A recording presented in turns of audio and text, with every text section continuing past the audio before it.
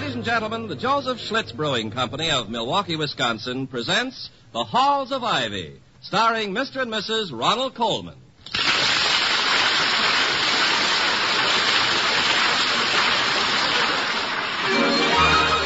I was curious. I tasted it. Now I know why Schlitz is the beer that made Milwaukee famous. If you like good beer, you'll find it pays to be curious and learn about Schlitz for yourself. And now, The Halls of Ivy. The halls of ivy that surround us here today, and we will not forget though we be far, far away. Welcome again to Ivy. Ivy College, that is, in the town of Ivy, USA. Today is the windiest day of the windiest month of the year here at Ivy. It's also the day chosen by the members of Ivy's Board of Governors for their quarterly meeting. Let those who will make the most of this coincidence. Ivy's president, Dr. William Todhunter Hall, is out walking this afternoon with his wife, the former Victoria Cromwell of the English musical comedy stage. As they round the corner of the library, Mrs. Hall says, There's Mr. Wellman. Where? Over there, heading this way. Oh, yes. That's really a remarkable strut he has. Yes, it is, isn't it? Yeah, look at him, look. He's marching four abreast all by himself. I sometimes wonder, Victoria, if we're not a bit too hostile toward Mr. Wellman. You know, there's much to be said in his favor. He began life as a poor boy and pulled himself up by his own bootstraps. He's now a power in the canned soup business and chairman of our Board of Governors. You've got to hand it to him. I know. If you don't, he just reaches out and grabs it anyway. He seems to be smiling. A beastly little smile. Like the canary who swallowed the cat. Yeah, probably just thought of something to make the board bedevil you. Now, Vicky, we mustn't judge him too harshly. You haven't had a change of heart about him, have you? Victoria, Mr. Wellman has often been arrogant and discourteous to me. He has occasionally been mean and spiteful. Nevertheless, there is something about the man that renders him, in my eyes at least, obnoxious. Well, thank heaven. I thought for a moment you were ill. But I've been wondering if perhaps it wouldn't be better for the school if I tried to establish a friendlier relationship with him. What would your reaction be if I invited him to dinner this evening? My usual reaction. My shoulders would sag with delight. Oh, please don't invite him, Toddy. I never know what to talk to him about. I've always considered you a tower of strength conversationally. When Mr. Wellman is present, I'm a tower of jello. Let's not rush into it. All right, my dear. Another time, perhaps. Yes, later in the spring when the passenger pigeons return. Darling, the passenger pigeon is extinct. How nice. At any rate, I see no reason why I shouldn't offer him an olive branch, do you? None, except he's liable to bash you about the head with it. No, I think I can be relied upon to make him accept it in the spirit in which it's offered. If I say so myself, I'm a pretty good diplomat. You know, the even temper, the retort courteous, the subtle flattery subtly conveyed. I have them all at my command when I set my mind to it. Hall the Charm Boy, they used to call me. Now, you just watch me melt away his hostility. Good afternoon, Mr. Wellman. I couldn't, but... It's you, Hall. Mrs. Hall? Yes. As I watched you coming toward us, I couldn't help thinking that much of your success must be due to the resoluteness so apparent in your walk, with which you approach any task, even an ordinary meeting of the board. This isn't going to be an ordinary meeting, if I can help it. Far from it. Have you seen today's newspaper? No, I haven't. Here, read that. Read that. Oh, I see. You're going to liven it up a bit, are you? Play a few practical jokes, eh? Oh, clever, very clever. What? What are you talking about? What are you reading? Listen, Vicky. Now on sale, largest collection of itch powder and dribble glasses in town. 1 million laughs. No, not the advertisement. The column next to it. What? What is it? Town council passes resolution condemning vice on Ivy campus. How dare they perpetrate such an outrageous insult? The point, Dr. Hall, is how you dare permit such a condition to flourish here at the school. Mr. Wellman, surely you know as well as I there is no basis in fact for this contemptible lie. I know only that for years, against your opposition, I have tried to do away with the very thing at which the town council now points an accusing finger. Willow Walk. Is that what the town council means by vice? Our local lover's lane? Precisely. And they're quite right, though it shames me to admit it. We all know what goes on in Willow Walk on spring evenings. Do we? What? Never having been there myself, Mrs. Hall, I am not prepared with a bill of particulars. But I am equipped with an imagination. Then I suggest that if the town council must point an accusing finger at vice, let it be pointed at your imagination. That's the only place on the campus that exists. Well, I shall, of course, discuss your interesting comment about my imagination with the rest of the board this afternoon. And I request permission to appear in person and discuss it myself. Granted. I shall place the matter of the town council's resolution at the bottom of the agenda. We'll arrive at it around 4:30. I'll be there. Good afternoon, Mrs. Hall.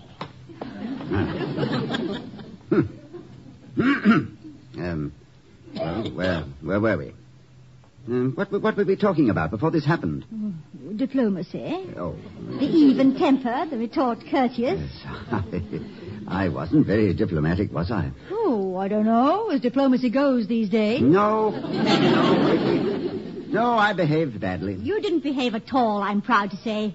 The students were being vilely insulted, and so naturally you exploded. Yes, I really did, didn't I? You certainly did, I say. Will you ever forget the expression on his face when you told him where you thought the town council ought to point? Never. The memory of it will make me the jolliest ex-college president on the breadline. Oh, dear. I'll bet Wellman will work the board into a frenzy over this. Yes, unless I apologize. No, under the circumstances, I think bread is far more palatable than humble pie. What the devil provoked the town council to issue such a blast? So completely without foundation. I know that enmity between the town and the gown is proverbial in academic history, but... Hello, Victoria. Oh, hello, Pauline. Good afternoon, Dr. Hall. Good afternoon. Would you like a lift? My car's right over there. No, thank you, Professor Larson. We're out for a stroll. Oh, you're dressed to the nines, Pauline. I never saw you look lovelier.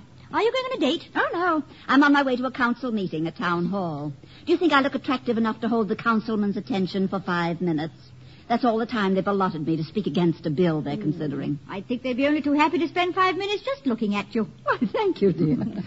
Is this to be a little field expedition on behalf of your political science department, Professor? Oh, no. No, the Town Civic Reform League has asked me to help stop the passage of a bill which extends, practically without reservation, the powers of the town council. The boys in the back room are trying to push it through so as to help them rig elections more easily. Well, I'm sure you'll prove most effective. I doubt it. You see, the Reform League's only a few years old, while the local machine was already raiding the pork barrel at a time when Tammany Hall was just a gleam in Aaron Burr's eye. No, I'm afraid this bill will go through with a whoop and a holler. Well, what in blazes is happening downtown? Yesterday, a baseless accusation of vice on the campus. Today, a crooked bill. Well, the machine has recently been taken over by P.T. Granger, the honest brakeman. And he... The honest brakeman? Uh-huh. That's what the newspaper boys call him. Due to the fact that he once spent 8 years working in the freight yards and never stole a locomotive.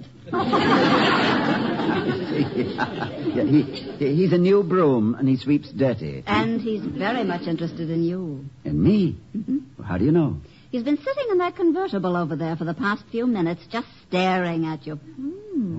Strange-looking bird, I must say. I've never seen such brilliant plumage. Are you familiar with the species, William? Oh, only through books, I'm sorry to admit. They're called scalawags, sticky-fingered scalawags, or Politicus corruptus. They feed largely on public apathy, foul other birds' nests, and, although the plumage varies, may be easily identified by their bills, which are crooked, and their song, which sounds something like, what's in it for me, what's in it for me. Do let's have a closer look. Oh, I intend to immediately. Professor Larson, Yes. if you should happen to think of some way of snaring this bird, I hope you'll inform me. I've a collector's itch to see him stuffed and mounted in the Ivy Museum of Natural History. Come on, Vicky. Let's tackle Granger. Goodbye, Pauline, and good luck. Thank you, dear. Bye. Shall you have another go at diplomacy? This time, I shall maintain an even temper. Coolness and calculation are the best weapons in situations like this, if I've read my Machiavelli correctly. Cool and calculating, therefore, I shall be. Mr. Granger? Quite right. Quite right. Mr. P.T. Granger? Quite right. Well, what the devil do you mean by accusing us of tolerating vice at the school? Darling, Machiavelli.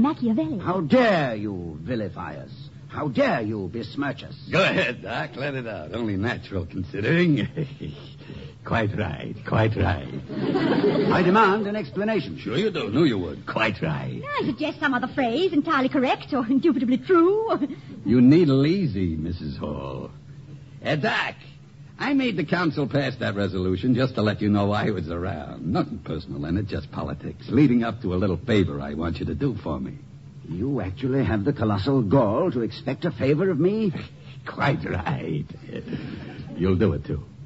I am not a betting man, Granger, but in this instance I'm prepared to give odds you're wrong. Save your money, Doc. I got you taped from here to breakfast, and I say you'll do it. You'll do it, or you'll learn that what the council did to the school yesterday is nothing compared to what I'm ready to make it do. The way I got you pegged, you'll do almost anything to save the school's fair name. Isn't that the way you'd say it? Just what is it you want, Granger? Ready to play ball, eh? Quite right. Nothing else you can do. Doc, I'm getting ready to move into politics on a statewide basis. I don't know who yet, but I'm entering a candidate in the next election for governor. Whoever it turns out to be, I see him as a man just lousy with respectability. Go on. Well, guess whose name I want right up at the top of the list of prominent people heartily endorsing my man? Granger, I am at a slight disadvantage in dealing with this situation, even after studying Plato's Republic, More's Utopia, and Aristotle's Politica. What state do they operate in? The state of enlightenment. I doubt if you've ever crossed the border. However... Cut it short, Doc. It's all settled anyway. I got more important things to do. I got to listen to the race results in a couple of minutes. However, I have faced greater terrors than any you have so far conjured up. Differential calculus, astrophysics, and French irregular verbs, to name a few. A moment ago, you asked me to guess something. Now I'll ask you. Guess where I'll see you first before I grant you that favor. Show and fight, eh? Quite right. Take a walk around the block, Doc, and think it over. I'll be here another 20 minutes. Enjoy those 20 minutes, Granger, because when I return, I am going to run you right out of town, so help me. What? Quite right.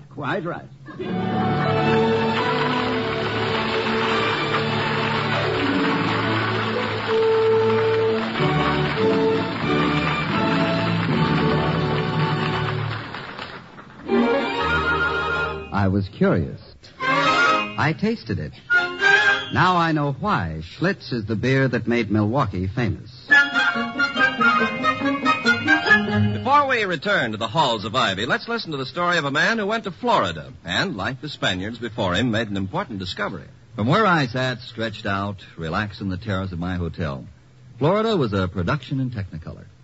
The greens and blues of the ocean, the sky, and the palm trees were intense. And so, too, was my satisfaction. It was one of those settings where you might say all that was needed to complete the picture of utter contentment was a bottle of Schlitz beer. But that came later. At the moment, all I knew of Schlitz was its fame. So I dozed in my chair and only dimly conscious of the hotel waiters passing back and forth serving others on the terrace. Slowly, my attention was drawn to the trays they carried, or rather, what they carried on them. It seemed that Schlitz beer was getting quite a play from the paying customers. And as the number of Schlitz orders began to add up, I became more and more impressed. Then I remembered having read that Schlitz was the most popular beer in the world. My contentment gradually gave way to curiosity, until I found myself wide awake and wondering why Schlitz was so much in demand. Of course, there was only one way to find out. I ordered a bottle of Schlitz, and one deep swallow told me what I wanted to know. Let me put it this way. No wonder they call Schlitz the beer that made Milwaukee famous.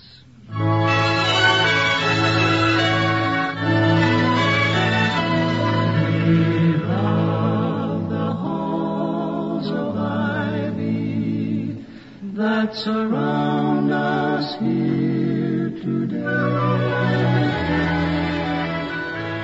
Returning to the halls of Ivy, we find a moody and reflective Dr. Hall sitting on a bench on the commons with Mrs. Hall, who's feeding the squirrels. Mrs. Hall says, Look at the greedy little beggars. Would you like to give them some nuts? Nuts. Oh, my sentiments exactly. Vicky, you've no idea how inadequate I feel. I've probably received more honorary degrees than Granger has third degrees. And yet, in certain spheres, he's an intellectual giant compared to me. He was cat and mousing me just now, and enjoying it, too. Now, how can I possibly give students the implements with which they can meet life on its own terms when I myself am so utterly helpless? Well, you might add some new courses to the curriculum. Cynicism 1 and 2. But that's a long-range problem. Closer at hand is the question, how is the honest brakeman to be handled? And let's not try to be diplomatic about it. Oh, I agree. This calls for knuckle dusters rather than kid gloves. What else? As I see it, the only thing Granger has that I lack is the control of 1 to 2,000 votes. And I doubt if I can supply this lack in the next few minutes. So that leaves only one alternative. Change your name, grow a beard, and take up some other profession. Yes, something along those lines. Oh, this has turned out to be just about the most crisis-ridden stroll I've ever taken. All I wanted to do this afternoon was to walk off an excellent lunch. So far, I've insulted the chairman of the board and been threatened with smear campaigns by a penny anti-politico. Well, life's full of little booby traps. Do you remember our reception at the Red Lion Inn at Marlow, that last weekend in England? Oh, don't I? Now there was an infuriating quarter of an hour. Remember that wild dash to the railroad station? Yeah. After the last show? The bumpy train rides? No taxi to meet us when we arrived at 2 a.m. Yeah, and a 1-mile hike to the inn in the rain, with you staggering under all that luggage. Yes. And not a soul awake at the hotel to take care of us when we got there. Oh, I'll never forget it, never. Where is everyone? Oh, the place is absolutely deserted. Oh, Vicky, now, don't tell me you've caught cold. Oh, no, I haven't. At least, I hope not. Sit here, darling. Sit here near the fire. I'll poke it up a bit. Well, I'll see if there's a note for us on the desk. I told the landlord when I telephoned that we were rather late getting here. He assured me someone would wait up for us. Well, look. It's a box with my name on it. Is there? Well, open it, darling. Look, bring it over here and sit down. There. Now give me your foot. I want to get those wet shoes off. Yeah. What's in it? It's a sack of flour.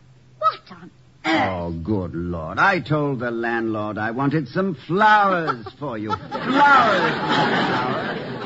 You idiots. I'm sorry, darling. Well, please don't be. It was very sweet of you to have thought of it at all. I know. Much good it did.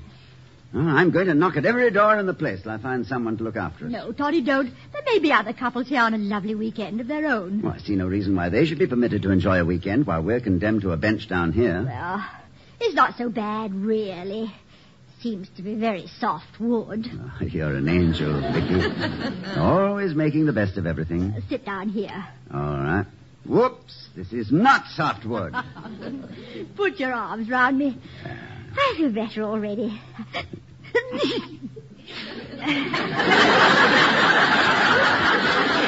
Sorry.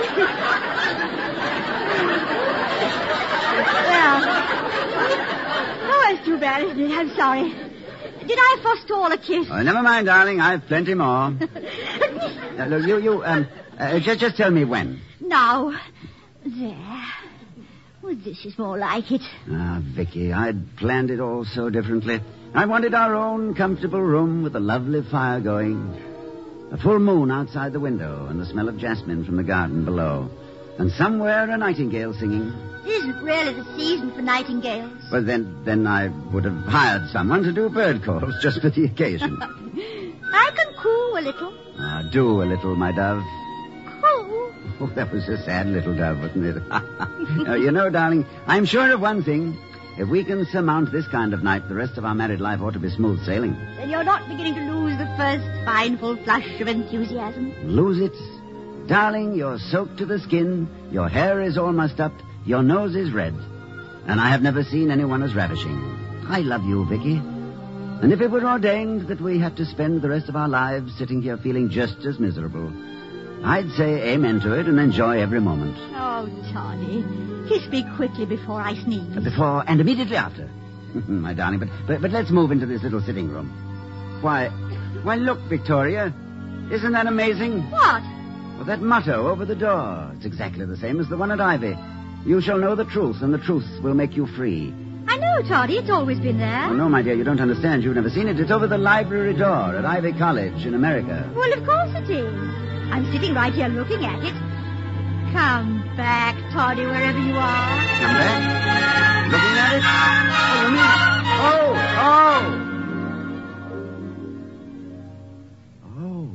Oh, you mean here at Ivy? I do wish I could go with you when you set sail into space like that. Oh, you do go with me, Vicky. Do you think I'd leave my first mate behind? Oh, that was charming. But I think we'd better head for home if you're going to upset Mr. Granger's wild and woolly plans. Wait a moment. Wait. I've just had an inspiration, Vicky. What? Seeing the library gave it to me. Let's go in. Whatever for? Well, in this library since 1640 has reposed the original charter of Ivy Township. When it was incorporated with 75 inhabitants, there must have been laws and statutes which were only intended to apply to a community that small. I'm going to snoop around and see if I can't hunt up some forgotten statute which might legislate Mr. Granger smack out of his smug, complacent skin.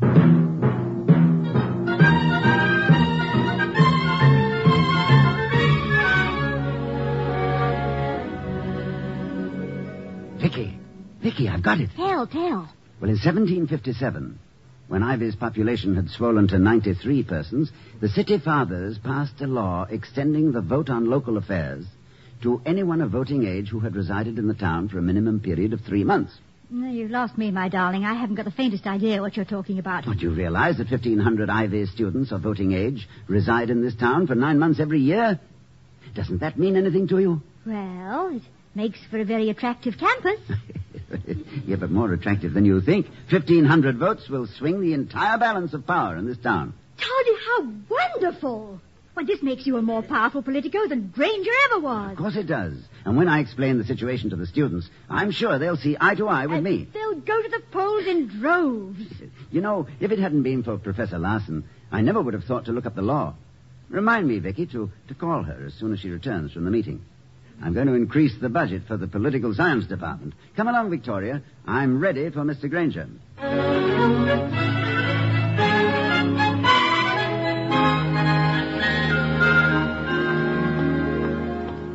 I'm going to enjoy this. Don't be greedy, Toddy. Let me into the act, too. Of course. We'll cat and mouse him.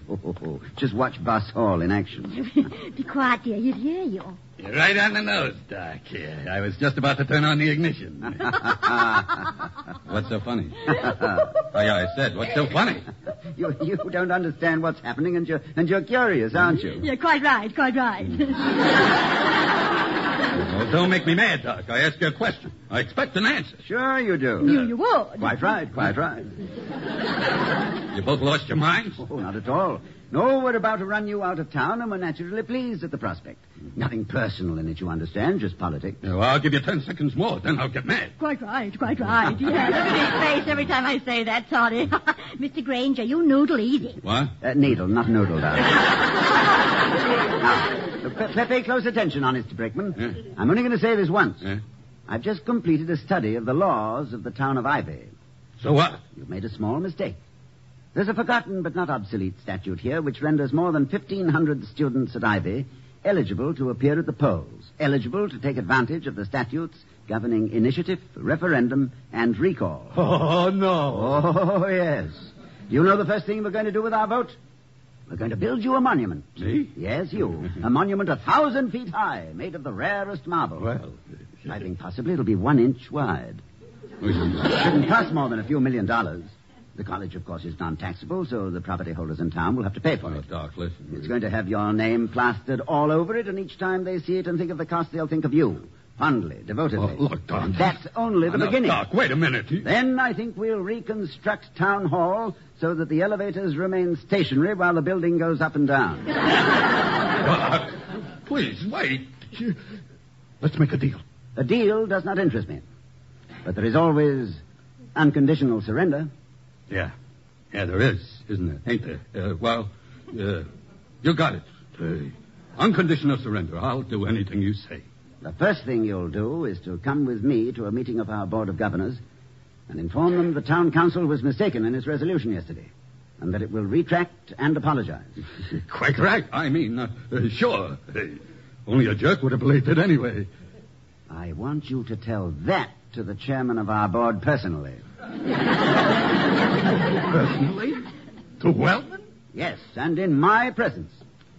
Doc, I got no right to ask, but will you do me a favor? Well, what is it? Do you teach politics here at Ivy? Yes, we have a political science department.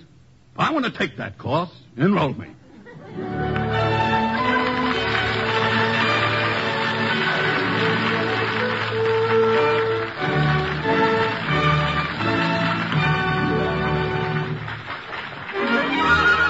I was curious. I tasted it.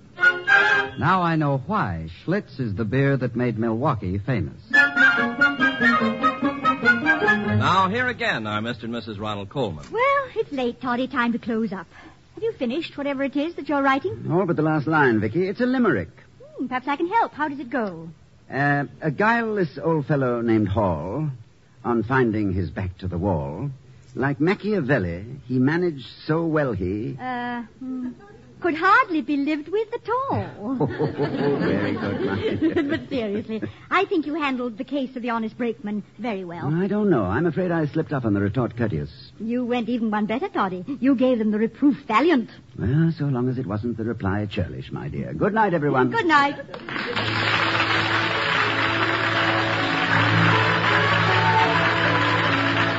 We'll be seeing you next week at this time at the Halls of Ivy, starring Mr. and Mrs. Ronald Coleman. The other players were Eleanor Audley, Edwin Max, and Herbert Butterfield. Tonight's script was written by Walter Brown Newman and Don Quinn.